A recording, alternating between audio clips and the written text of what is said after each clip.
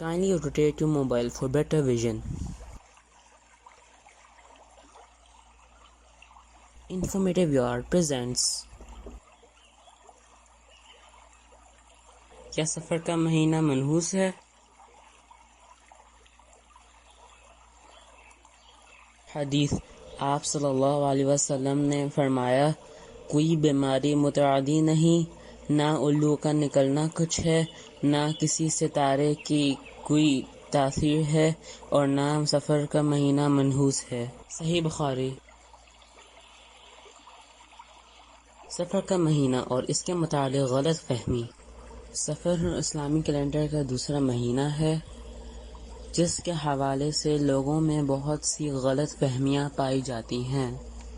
اس مہینے سے لوگوں نے بہت سی تہمات اور بدشگونیاں وابستہ کر لی ہیں، اور دوسری طرف ان کے خود ساختہ حل بھی نکال لیے ہیں۔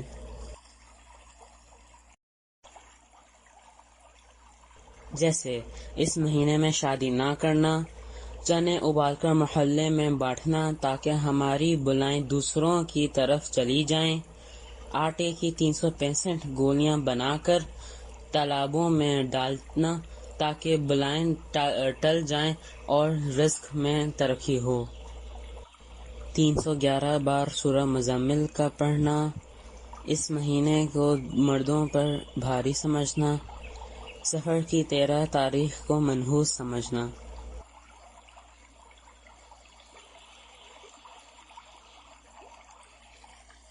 ان تمام باتوں کی دین میں کوئی حیثیت نہیں، جیسے کہ اللہ تعالیٰ نے فرمایا، سورج کا طلوع و غروب ہونا اور رات کا چھا جانا سب اللہ کی نشانیوں میں سے ہے، کیونکہ دنوں سے مل کر ہفتے اور ہفتوں سے مہینے اور سال بنتے ہیں، یہی ماہ و سال زمانہ ہے، جس کو برا کہنے سے حدیث قدسی میں منع کیا گیا ہے۔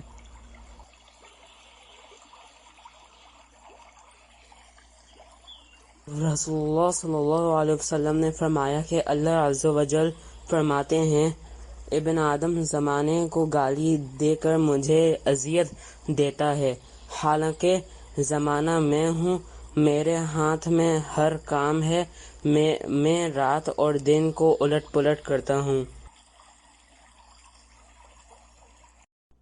عربوں کے ہاں اس ماہ سے متعلق جو غلط تصورات پائے جاتے تھے، اس کی بنیادی وجہ یہ تھی کہ عرب حرمت کی وجہ سے 3 ماہ ذوالقعدہ، ذوالحجہ اور محرم میں جنگ نہیں کرتے تھے، اور انتظار کرتے کہ یہ پابندیاں ختم ہوں تو وہ نکلیں اور لوٹ مار کریں، لہذا سفر شروع ہوتے ہی وہ لوٹ مار اور جنگ کے ارادے سے گھر سے نکلتے تو ان کے گھر خالی رہ جاتے۔ یوں عربی میں یہ محاورہ سفر المکان یعنی گھر کا خالی ہونا معروف ہو گیا۔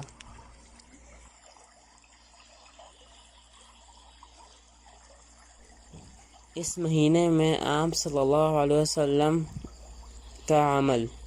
سفر وہ مہینہ ہے جس میں رسول اللہ صلی اللہ علیہ وسلم نے معمول کی عبادت کے علاوہ نہ کوئی خاص عبادت کی، نہ ہمیں اس کا حکم دیا، اور نہ ہی کسی خاص بلا سے بچنے کے لیے خبردار کیا۔ تہمات اور شگون جو اس ماہ سے منسوب کیے گئے ہیں، ان کی کوئی حقیقت نہیں ہے۔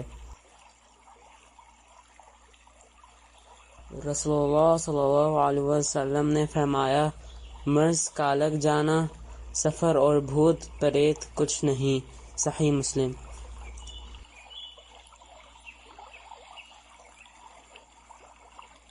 حضرت ابو ہریرہ رضی اللہ عنہ سے روایت ہے کہ رسول اللہ صلی اللہ علیہ وسلم نے ارشاد فرمایا، سفر کے مہینے کو منحوس سمجھنا تو ہم پرستی ہے جس کی کوئی حقیقت نہیں۔ صحیح بخاری۔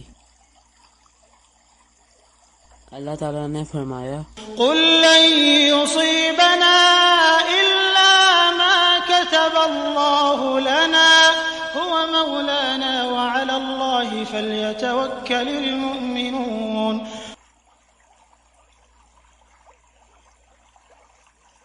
آپ صلی اللہ علیہ وسلم نے فرمایا، جو مصیبت تم کو پہنچی وہ تم سے ٹل نہیں سکتی تھی، اور جو ٹل گئی وہ تم پر آ ہی نہیں سکتی تھی۔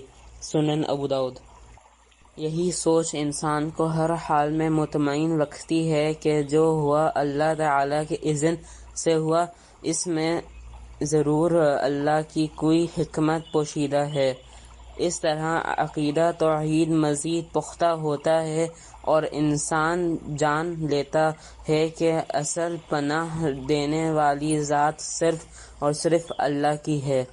اس طرح وہ شرک جیسے کبیرہ گناہ سے بچا رہتا ہے۔ اسی پر کاربند رہنے کے لیے ہمیں یہ دعا سکھائی گئی جو فرض نماز کے بعد پڑھنا مسنون ہے۔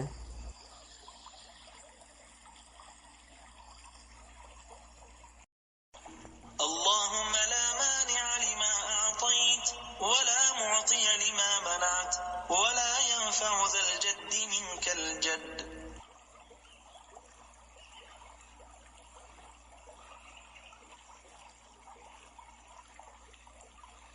For more information,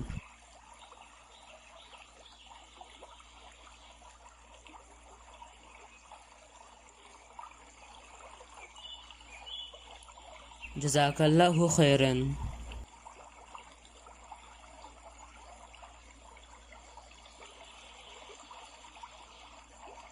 Please like, share and subscribe to our YouTube channel.